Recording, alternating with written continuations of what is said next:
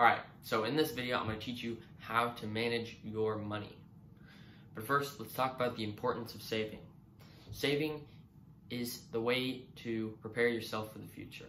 Saving means that you're focusing long-term rather than short-term. Short-term means you're buying stuff that you don't really want or you don't really need. If you'll want it for a week and then you get tired of it, that's short-term mindset, and you don't want to have that. You want to have a long-term mindset. You want to focus on things that really matter, and that's preparing yourself financially for the future. So if you didn't spend a ton of money on coffee every day, then that money could have been saved and it could have been worth a lot more due to compounding, but I'll talk about compounding in a little bit. So the first thing you want to do is identify your financial situation. Do you have a lot of wiggle room or a little bit of wiggle room? A little bit meaning you don't have as much money as somebody who would have a lot of money and they have a lot more wiggle room. So if you have more money, you can spend more on wants rather than needs, and you can save more. Whereas if you have a little bit of wiggle room and you don't have as much money, then you have to spend more on needs, less on wants, and less on savings. So once you figure out where you are financially, then you can start calculating what I'm going to spend more money on and less money on. And then create a system to track your finances. So see what comes in each month, see how much you make each month, and then figure out how much you spend each month on needs, wants, and how much you end up saving. And then this will help you to calculate what you need to figure out how much you need to save. So then identify the needs versus wants. So is clothing a need or a want? It's probably a want. Is my bills a need or a want? It's probably a need. And once you're able to identify those, then you can figure out how much you want to spend on each thing. You can calculate the percentage. Percentage is important because then you can figure out what you're putting towards each thing each month. So let's say I want to put 20% towards savings each month. Then I'm going to spend, if I have $1,000, then I'll put $200 towards savings each month. And then if I want to put 10% towards wants, then $100 towards clothing, whatever you need, whatever you want. And then the rest goes to needs. So that'd be $300 towards savings and wants, and then $700 towards needs. It depends on your financial situation, but the most important thing is to get your savings up as high as possible.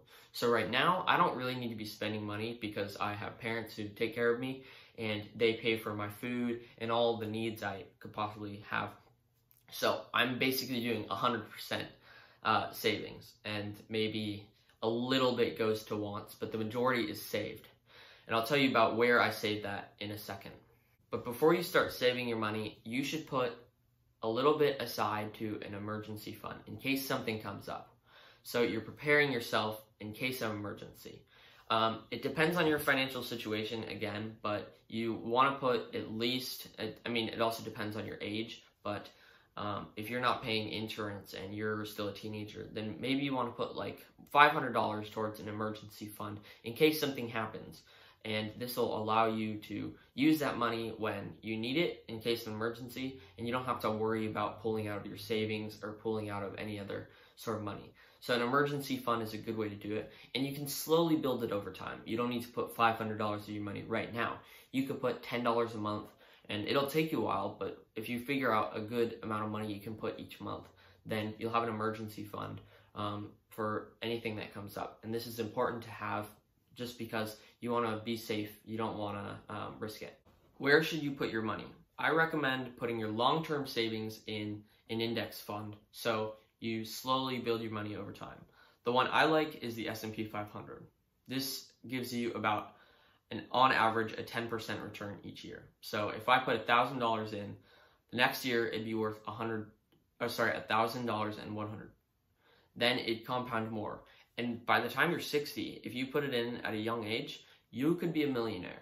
Compounding is a crazy thing. So if you're able to use compound interest on your savings, then you could have a lot of money by retirement.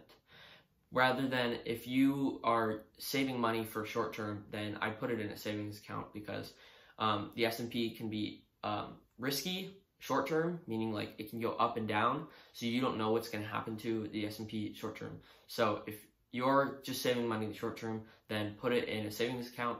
But if you are putting it in if you're focusing long term, then put it in an index fund. And I'll talk more about the S&P 500 and the stock market later on in another video, but do some research on it and figure out where you want to put your money and how you're going to invest it, because you can benefit a lot more rather than putting all your money in a savings account for long term, because that money will lose value due to inflation. So if you're able to put it in an index fund, then you can make a lot of money. And that's pretty much all I have for you guys. You just want to make sure that you're managing your money well and you're focusing on long term rather than short term. And this will set you up financially for your future. So focus on long term. I'll see you guys in the next video. Leave feedback, leave a comment, like if you feel like I deserve it. I'll see you in the next one.